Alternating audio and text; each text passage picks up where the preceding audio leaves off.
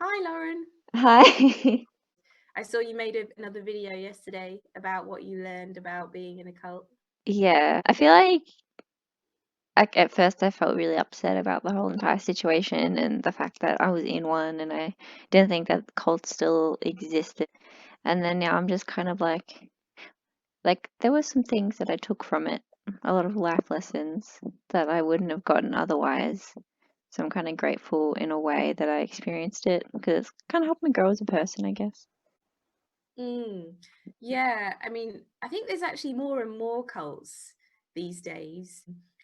I mean, it's difficult to know because I follow a lot of it on social media since I left. So I just see, oh my God, there's so much out there. It seems like you're in a pretty good place with it, Mm. and you found your own way, take things from it. I felt kind of resistant to saying that for a while because that was similar to some of the teachings, like that suffering helps you become more spiritually advanced. So I was really resistant for a while to actually acknowledge that I had learned a lot, and that there were benefits to the sort of whole experience, because I was like, no, that is what they would want me to think. So do you want to tell us, obviously, in your a couple of your videos that you made a few weeks back, Hmm. I watched them at the time. I haven't watched them in the last few days. Hmm. And do you want to tell us anything about what kind of drew you specifically to the NKT? Yeah, so I was really interested in Buddhism and they were a very easy to access Buddhist group. I hadn't heard of any other Buddhist groups that you could actually physically go to and get a teaching. I still don't know of any other groups that do that. So that was really interesting to me to actually be part of a Sangha, a spiritual family. That was really interesting. And yeah, I think just the instant gratification you get from going there made me want to keep going back. Yeah, it seems like they're everywhere, really. So they are very accessible. Their books are in popular bookstores, and yeah, there's not that many other groups, like you say, that you actually come across. So Mm. they've kind of got the monopoly on Buddhism, really. The fact that they call it modern Buddhism, which it isn't either of those things, but Yeah, that is enticing for young people as well. Yeah, and we just don't really think that there could be anything wrong with a Buddhist group. People, yeah, do say that really authentic Buddhist teachings, it's about kind of not believing something just because your teacher tells you yeah, it. And yeah, in the NKT, I was told Geshe says it, so it must be true.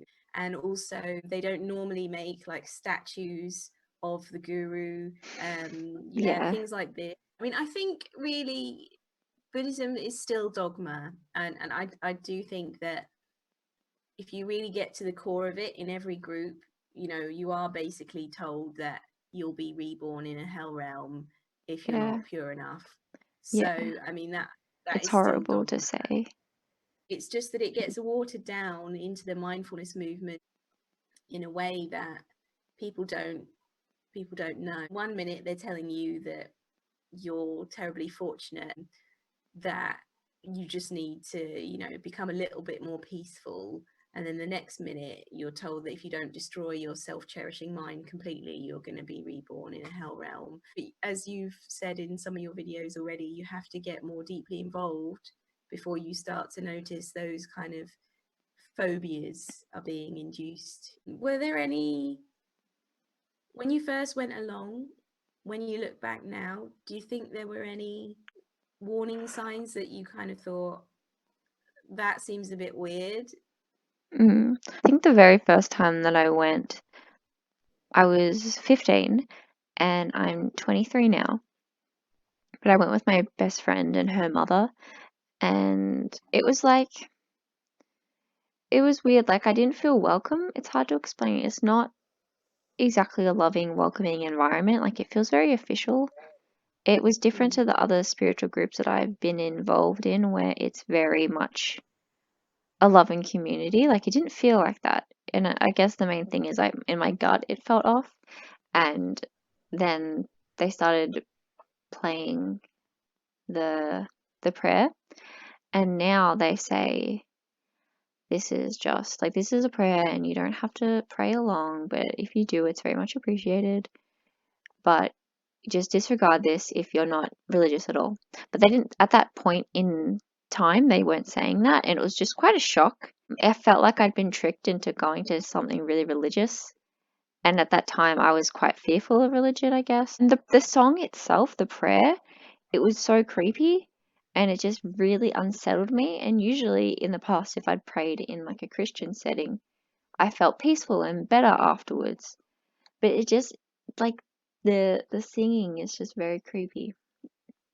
Yeah, the tone. They try and fit too many words in a sentence. Yeah. And the tone is creepy, isn't it? It's quite, yeah, it's just intense. I know what you mean. And I know what you mean about it doesn't feel like a loving environment. I mean, I think in reality, a lot of the people that live in the centres are highly vulnerable people Yeah. who can't work, who have health conditions, who found the NKT when they were highly vulnerable, and they probably have all sorts of complex trauma, and a lot of them have become cynical over the years but have still stayed in the group. They're tired, they're overworking, they kind of feel like they're still not getting anywhere. A lot of them know that they're being exploited deep down. They know that the admin directors are bullies, most of them, and at the same time everyone's kind of on their own path. Like in other groups that I've been to, which are still cults, but they were nicer cults, you would sit, if you were meditating, you would sit in a circle. Yes. You would be seeing each other, have cushions and be sat on the floor, and it was cozy. Yeah. In the NKT, it's like you just face the teacher. It's like your relationship is between you and the guru and the teacher, and it's kind of like nobody else really matters. It doesn't create a warm atmosphere, even though there's all this talk. And that's, I think, highly confusing when there's all this talk of compassion, but there doesn't seem to be much empathy or warmth. So that becomes very confusing, I think. When did you start to think, okay, I'm not sure? Well, tell me first, what practices did you start to do? Did you start doing anything regularly? Yes, definitely. I'll go to the classes, and I had brought a lot of books and a lot of meditation CDs, and I would read them constantly. I've read the new meditation handbook. I read that like 5 times, and I was really like immersed in the culture of it and trying my best to practice it as best as I could. There was a couple things that I practiced, like imagining that you're disappearing into nothingness and that you don't inherently exist. I imagine that a lot.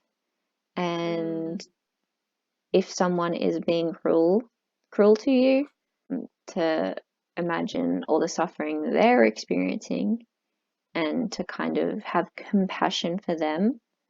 And I think in a lot of ways that can, if someone's being horrible to you, the first thing to think is, oh, like they're going through a tough time. If they're genuinely being abusive, like, I think that can make you not want to leave a situation because you can think, oh, like they're going to get better. Yeah, absolutely. Deflect attention from an abusive person and blame the victim for not being able to see them as pure. Yeah, in its worst form, that has been used in the NKT to tell people to forgive rape, basically. If you're within the group and you're staying in the group, you're staying around people that actually make you feel deeply uncomfortable. Yeah. But you're forcing yourself to be to try and work with that you're forcing yourself to work with it cognitively, to override the fact that this person isn't a safe person for you, even if they have some kind of problem that means that they are horrid, whether that's their personality or their mental health or whatever. you are staying in that place where you are giving yourself loads of uncomfortable body sensations repeatedly and Yeah. overriding. Thank you for sharing that. Did you find that you did put up with anything in particular now that you think actually that wasn't okay? So in my profession, I have to put down animals. And if you're going to be a Buddhist, one of the vows that you have to take in the NKT is I will not harm or kill another living being. And I always thought I'm doing it for a compassionate reason because these animals are suffering. And I was like, well, I want to be a Buddhist under the NKT, but in my job, I'm going to have to put down animals, And he was like, well, you are creating negative karma for yourself. You're just going to have to pray that your karma can be, lessened.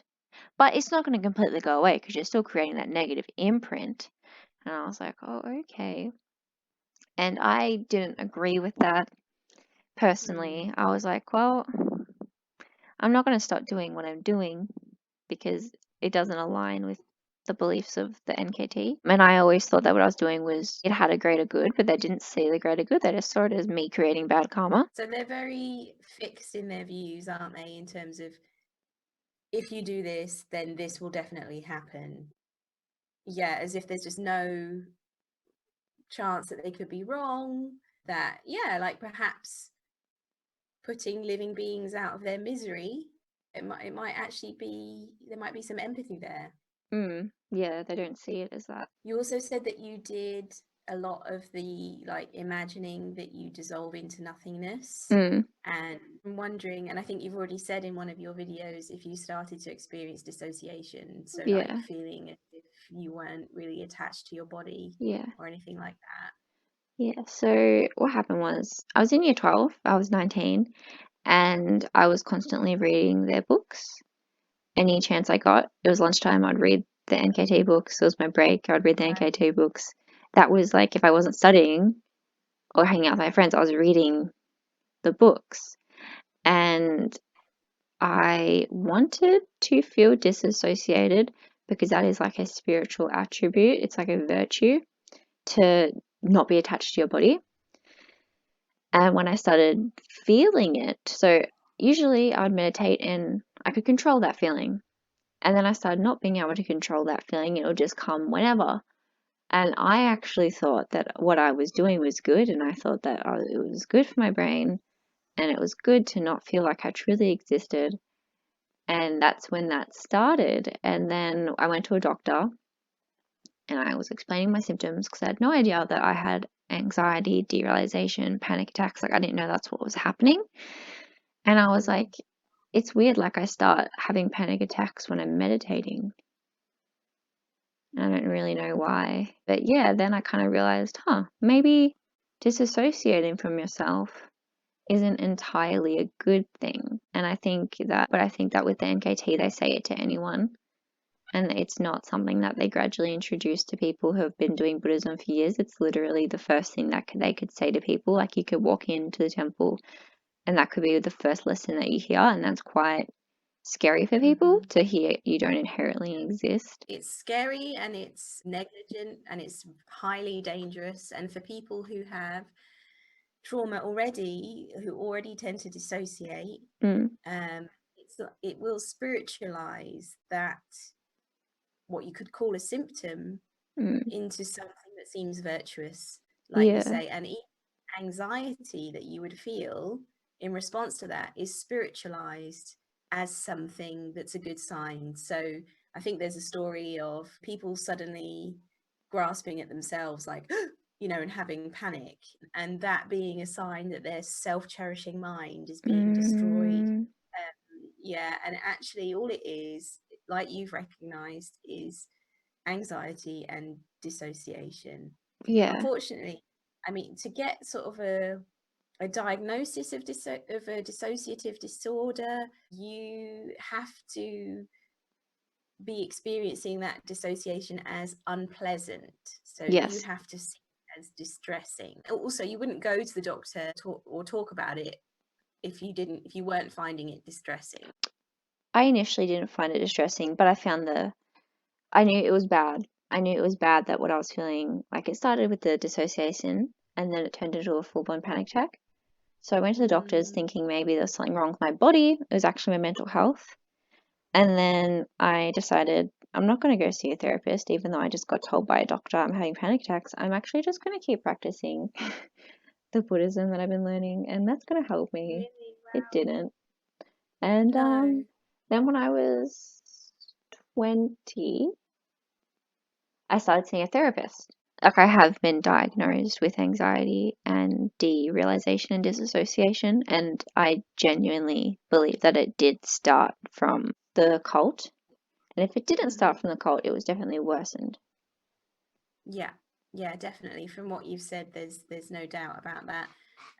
Because there's no mentor or anyone, an advisor or anyone who understands mental health No, that there you can isn't. turn to in the NKT to say, look, this is happening to me and I don't know what's wrong. And if you did try and talk to someone about it, they would again just spiritualize it anyway. Yeah. They do not understand mental health at all. No. They do not understand how, I mean, they don't really even think that the body exists. So Yeah. I mean, they don't understand how trauma affects your nervous system. Mm. They don't understand how anxiety can actually be a response to you being in an unsafe situation. I'm really sorry that you were in that position where it wasn't clear that carrying on could be harmful to you. Yeah. Yeah. Thank you. I had a memory of another moment that I sort of realized that they don't fully understand mental health. I attended the class, I stayed back, and I listened to the questions people were asking. And there was a woman there with bipolar, and she explained some of her symptoms, and she asked, how could I deal with this? And they said, well, do this, this, and this. And she was like, well, I can't fully control my emotions because I have bipolar. And I don't think that I don't think that we really learn how to deal with it if we have mental illness. And I was thinking that makes a lot of sense. Like I was thinking with my mental illnesses, I feel like they don't fully understand them and understand how to handle them and treat them properly. So I was like, wow, okay. And then the teacher's response was, I think you're right. I'll have to think about it and see if I can come up with anything to help with your bipolar. But yeah, I thought that was interesting that someone else mentioned that. Yeah, I mean, that's rare actually for them to say, I'll go away and think about that. Yeah, I mean, they draw people with mental health problems through their advertising Yes. on overcoming depression and anxiety. Yes. But they actually really look down on people with mental health problems. They attempt to humiliate them in order to discredit their testimonies. They just say that you had a mental health problem before you came along, so everything you say is just rubbish. I mean, they wrote an entire website about trying to make out that I have a personality disorder, making out that I'm just hysterical when actually I was having understandable reactions to realizing that I'd been involved in something very dangerous. They don't understand mental health at all. They have no training in mental health. Why would they understand it? They think that the mind is like something that just passes between rebirths. The good mental health to them means purity. And purity means having access to the teachings really quickly in your head. So they've overwritten all of your natural ways of being so that you're basically just a clone and that you just repeat things. That to them is mental clarity. To the rest of the world, that is actually just severe indoctrination. So yeah, it's actually rare that a teacher would say that they'll go away and think about how to adapt a teaching for a student, because I mean, the handbook, the notes on teaching skills by Neil Elliott just says, all we need is Geshe says. And that the aim of an NKT teacher is to drive the meaning of the text into the heart of the disciple. And for me, that's like a powerful, forceful way to talk about indoctrination. It's like, we are going to drive this into your heart. Yeah. Until it becomes an automatic part of your thinking.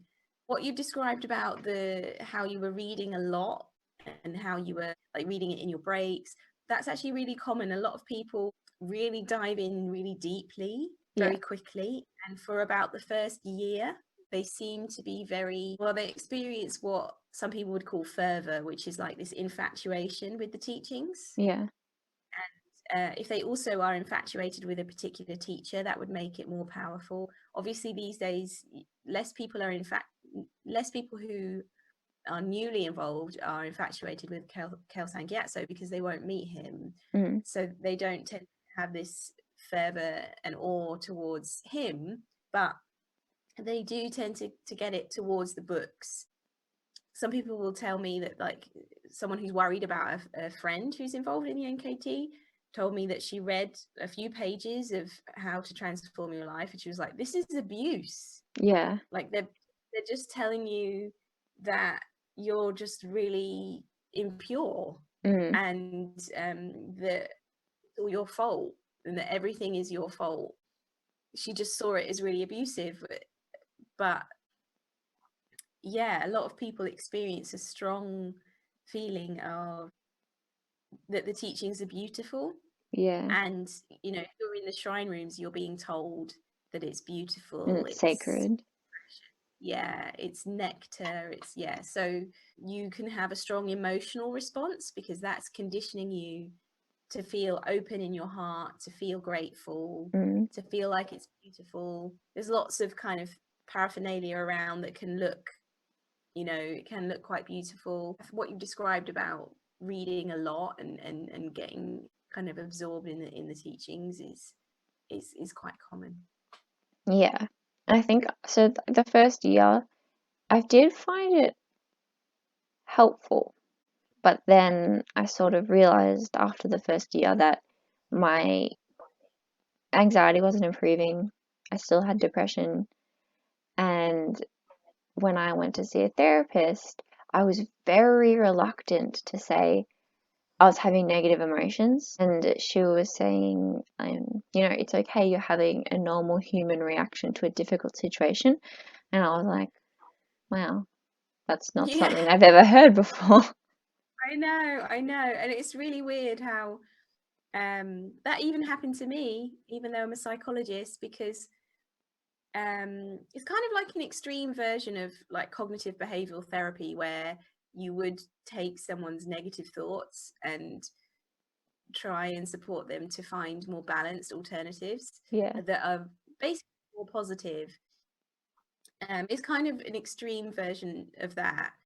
Do you think your therapist helped you to keep going with that kind of, okay, maybe something about what I've been doing hasn't been helping me and it hasn't been healthy? Maybe I'll try a slightly different approach to my feelings. Yeah, I explained that when I listened to the guided meditations. I said how I felt large amounts of anxiety as I was listening to it. She's like, stop listening to it then. Just don't. Try something else. She was like, maybe instead of trying to focus on your mind, and because in the meditations they'll say, now think of a person who you love and imagine all their good qualities, and they say it's mindfulness because you're holding an object in your mind. And she was saying maybe instead of doing that, you should just imagine something peaceful to relax your mind instead. And I was like, yeah, I could do that. Yeah, so they don't teach mindfulness at all according to Western definitions, but actually all of their practices are the opposite of mindfulness. They teach thought stopping, which is not mindfulness. Mindfulness would actually be just observing your different thoughts and feelings without interfering with them and trying to make them more positive. And imagining Buddhas, all these different images in your mind, that's actually interfering with your ability to stay in touch with reality. That is not mindfulness. maybe there's an element of you have to get kind of good at spotting your thoughts, like monitoring your thoughts in order to be able to try and interfere with them. So that bit where you're just recognizing what you're thinking, that could be mindfulness, but not when you try and interfere with it. And again, it's a total contradiction to say that the teachings make you peaceful. They don't. Like, in all their advertising, they say all of your problems will disappear, you know, all of your anxiety will disappear. Actually, the practices encourage you to be anxious, to feel scared, and they don't mention that in any of their advertising. I thought of an example of things that they do say that does incite negative feelings and anxiety. They'll say that you're born in a human life, and if you're human, you're going to suffer, and your death is inevitable, and you're going to die, and then everyone around you is going to die. Your joys, they're fleeting. They're like a mirage that you can never fully grasp. They'll just say these things that make you think that you're never actually going to be happy, and the only thing that you can do is listen to these teachings and try and be happy by practicing them. That's all very anxiety provoking, really, isn't it? It is. And if you think about it, like, they want you to be anxious, because if you feel fine, you're not going to go. Exactly. Again, it's a contradiction to tell people that everything is suffering, but they should be happy all the time. Yeah. Was there anything else was there any like breakthrough moment where you suddenly thought, do you know what, this isn't right? Or did you see anything in the center where you were like, there was something really wrong there? Or was it more about your own mental health that you started to stop going? A bit of both. So I recognized I didn't want to keep going because I'd made a lot of progress with my therapist. And another reason is I felt like I wasn't getting anything out of it anymore, because I was going year after year and the classes were identical. There was about 5 different messages that all were repeated and repeated and repeated, and I was like, I've heard this before, and I couldn't justify spending any more money on it. So they would say, and obviously I don't agree, that because we have such a strong self-cherishing mind, that we need to hear these things over and over and over again. I remember coming out of a teaching and then instantly wanting something to soothe myself, like getting straight in the line for coffee, because I feel like focusing on how you shouldn't really have desires and you shouldn't really you shouldn't really have your desires fulfilled, just makes you, that's really, for someone who, well, for anyone really, it just makes you want to take care of yourself more and to like fulfill your needs more. Yeah, I remember at one point, another moment where I was like, that this is a bit off. The whole entire teaching was talking about how your passions are something that will lead you towards. So your passions exist, and then they lead you towards something that will eventually make you unhappy because you're clutching at things that don't inherently exist. So, like your family, your friends, your relationships, your pets, they're all things that you cling on to make you happy, and you're never truly going to be happy because they're your passions, and your passions aren't real. After the teaching, one of the students said, you know, I don't believe that our passions should be repressed. That's a normal human thing. And then the teacher said, well, those things won't really make you happy. And then she said, I still disagree. And yeah, it's kind of left at that. But I was like, she's right. Like, I was almost indoctrinated at that point. But I was like, no, she's right. Like, passions are a normal human thing. I think there's a few things in there. So the people who have been teachers for a long time, who have given up their previous life, I think they kind of have to convince themselves that other activities don't make mundane people happy, because otherwise they have to feel jealous of what other people are up to with their lives. So I think they kind of get into a place where they're like, all fun stuff that other people are doing. It's a It's okay that distraction. I'm not doing it. Yeah, because that is meaningless and what I'm doing is much more meaningful, because it's really painful to think that you're missing out. Online. So yeah, so you'll never convince an NKT teacher that passions and hobbies, beautiful moments of interaction with people, with friends, is important and meaningful and beautiful and fulfilling, because that's painful for them. And then they have to face something about why are they still here. And there's that. And I also think it's a total contradiction to say that the teaching that they sometimes repeat, that worldly activities give you nothing to show, like you have nothing to show for them. But that's not Buddhist. Like, what? That completely contradicts, as if you should have like gained a lot that you can now present and be like, hey, I've got all this joy and stuff now. Yeah, that just doesn't really make any sense. Like, if you believe in rebirth in the way that they do, it's all about achieving, like, the next life is more important than this life, and it just becomes about ensuring that you do something in order to achieve a fortunate rebirth, in that all your future lives become more important than what goes on in this one. So yeah, I mean, most people, when they leave a cult of any kind, they suddenly do something rebellious and they like change their appearance. They like tattoos. Me? Like, that's literally what I did. is it? Yeah. They like change their style. They become more in touch with their identity and like embracing it a bit more.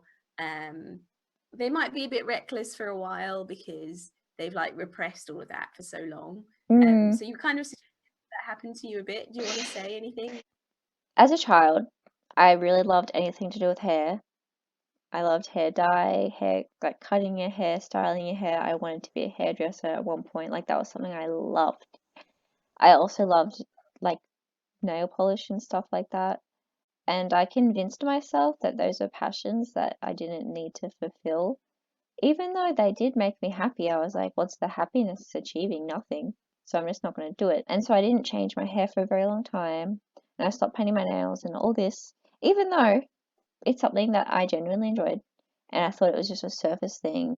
So that's one thing. And I dyed my hair, and I remember when I got a fringe for the first time, I was like, wow, like it actually feels nice to give in to my desire to change my hair. And then when I officially left, I dyed my hair. And I remember thinking that there was no point in me getting tattoos because they would bring me short amounts of happiness, and the happiness wasn't pure, it wasn't real happiness. And then I realized, oh no, like tattoos are actually, if they're well thought out, like they're not they're not a negative thing. Like, they're a celebration of me. Like, all my tattoos are a part of my personality. And I think my personality was something I repressed because I didn't want to give in to my desires. Yeah, that is common, that people become a bit more kind of punky, or a bit more just kind of rebellious with their style afterwards. People who've been ordained and given up everything about their appearance and their identity, I think it's a lot more complex. I think you made a video yesterday about some of the things that you've gained from it. Like, you've obviously gone away and read quite a lot about and learned quite a lot about what cults are.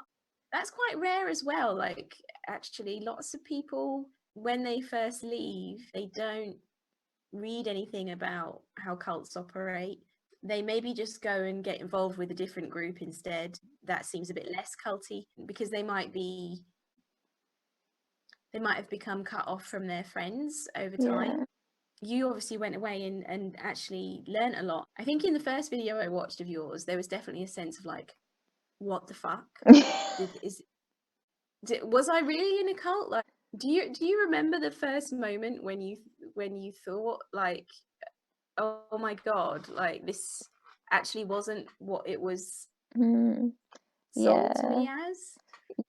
I was watching a YouTube video about these people who are ex-cult members by a really famous YouTuber called Anthony Palladia. He has 4 million subscribers, and I watched that video because I'm subscribed to him, and I was like, wow, that's what a cult is. That's exactly like what I was in. And then I thought about it for a couple of days, and I Googled, is Kadampa a cult? And so much information came up backing up that it was. And I was like, this can't be real. Like, there's no way I was in one. Like, that doesn't happen in real life. Like, in real life, you don't go in cults. That's just something that happens in the movies and you read about it Yeah, online, and it doesn't actually happen yeah, to you. Yeah. yeah. Um, it's really, it's just totally shocking, isn't it, Hmm. when you actually read about how it applies to the NKT. Yeah. But you remember all the times when it felt kind of normal, like Yeah. you were just sat in a cafe having a coffee, and you're like, how can that be a cult? Like, Yeah.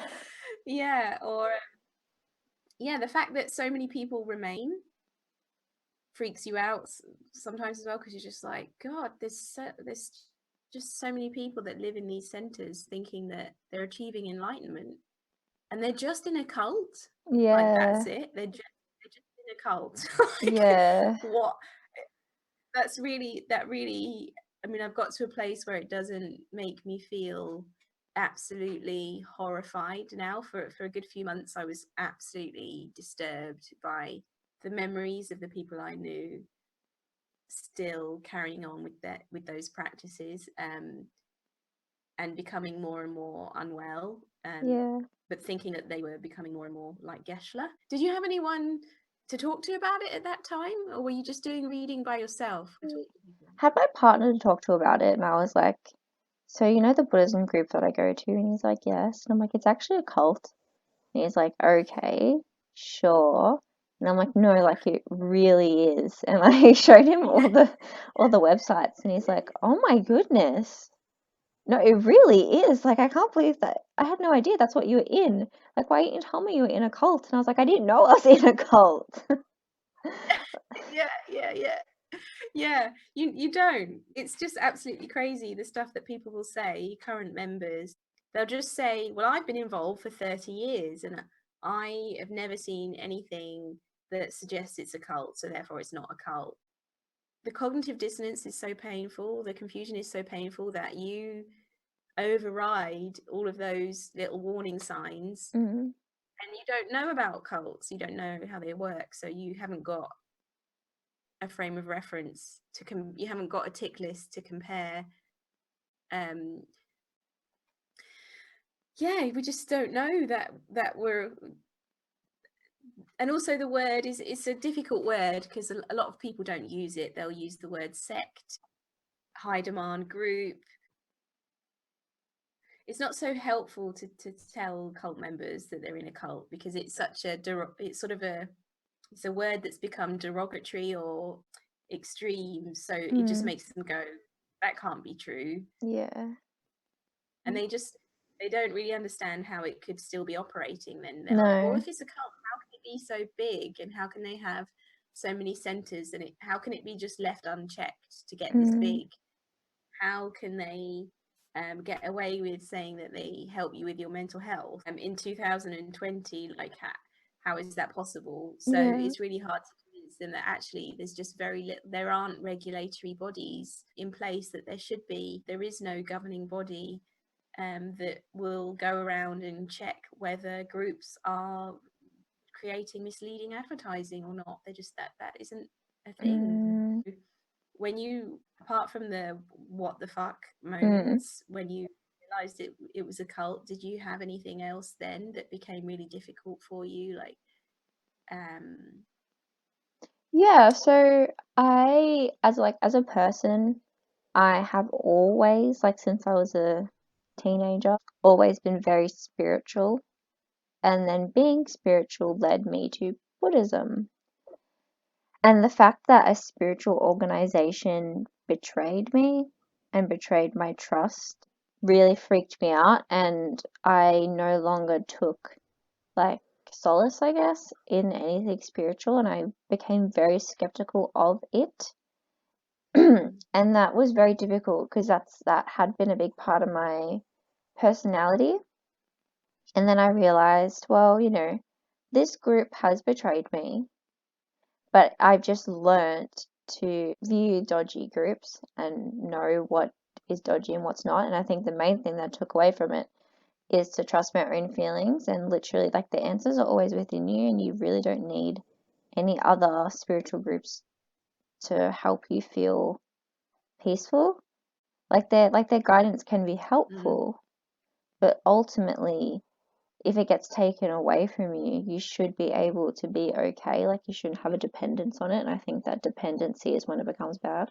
Yeah, I mean, most people become involved because they need a sense of community and structure and routine, a period of unemployment, and they can work in the centres in exchange for accommodation. So they're highly vulnerable people who are dependent on the centres, and become more dependent over time through the indoctrination and the belief that if they leave, they'll become more mundane and more ignorant.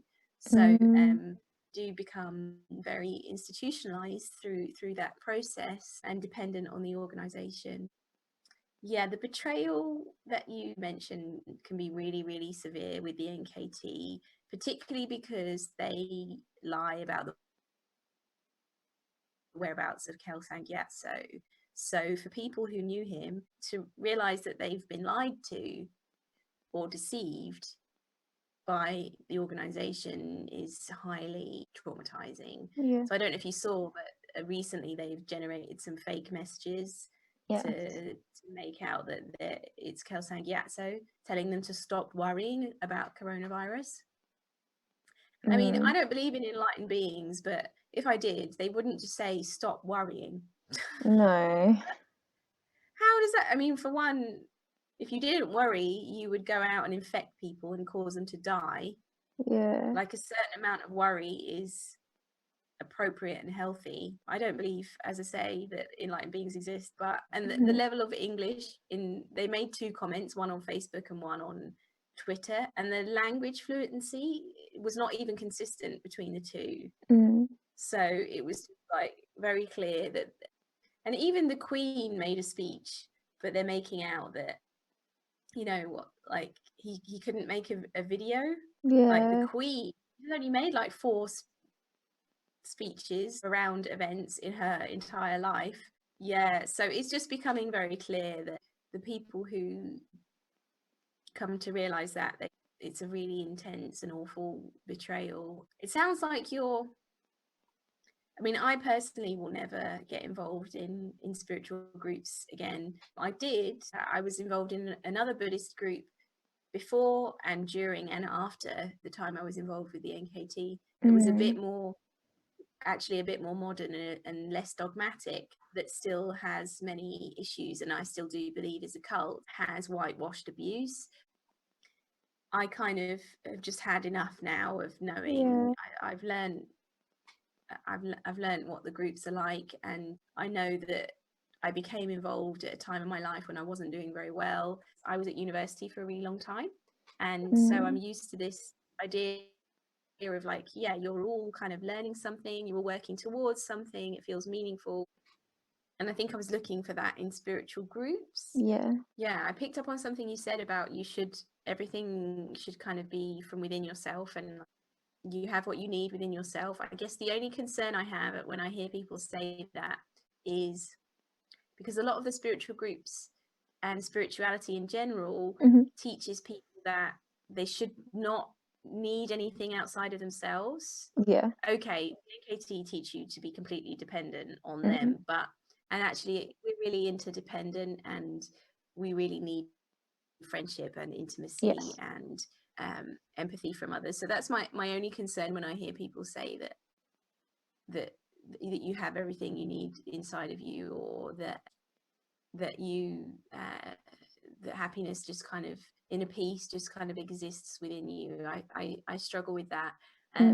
But then I know what you mean in terms of, like, turning towards your own intuition and trusting yourself and testing things out for yourself and dismissing the things that don't bring you any fulfillment or any health. Yeah, I know what you mean. Yeah, I think just the main thing is a spiritual group shouldn't be telling you that they have the answers. I don't trust anything like that if it's not free. If someone's making money out of me, because of course they're relying on me believing them because they need money to grow and expand, and the NKT is completely obsessed with expansion. The NKT itself, when I was joining it initially, I thought it was a part of the other Buddhisms, and then I realized only like 2 years in, I realized it was actually a sect, and I thought it was very odd that they didn't support the Dalai Lama. And I was like, that's so bizarre. Like, why wouldn't they support other Dharma if it's all meant to be, peaceful and loving, and we're all meant to like appreciate each other? Like, why is there that negativity towards other Buddhism and other Buddhist groups? Like, I just didn't really think that was a positive thing. And then I was kind of like, what am I in? It kind of comes and goes with their campaign to harass him. So that was another thing that I just didn't like. And another thing that happened to me is they try and make you feel special. And I was told, you should do the foundation program, like you're ready for it now. And there's a general class and then there's the foundation program. And I explained, I have a new job and I'm working on weekends. And that was the day the foundation program was. And I was told, well, I mean, what are you getting if you're working? Money. It's just money. Like, like, what even is money? Do you really even need it? And I was like, yeah, like, I do. They Like, don't say that if you donate lots of money to them, do no, they? they Then don't. thank you very much. Exactly. Exactly. Like how, like I can't, like if I don't have a job, I can't go to these classes and like, what's the point? So I was like, no, like, I'm sorry, like I can't say no to my job. Like I've just started. Yeah, and then they're trying to tell me I get good karma if I did go on good merit. And then as opposed to money, karma, good karma is so much better. And I was like, this sounds really manipulative. Like I was like, what on earth? Whether the person knows that it's coming across as manipulative No. is really tricky to know, because a lot of them are really, really in love with the teachings, and they really do believe that they found the answer and that they're going to have a fortunate rebirth, Mm, and want you to have the same. Yeah, but it's very coercive and controlling once you leave and you recognize all the little moments yes. where someone tried to tell you what you should be doing, Mm, or kind of slyly suggest that what you're currently doing is not good enough. yeah. Sometimes without even directly saying it, but just kind of giving you a look. Well, I'm glad that you didn't give up your worldly activities. No, And same. all right. Well, it was great to talk to you. Thanks so much for sharing and for It your videos. was. That they were really brave and really enjoyable to watch. So yeah, Thank you so thank you. much. Thank you for contacting me. No problem at all, Lauren.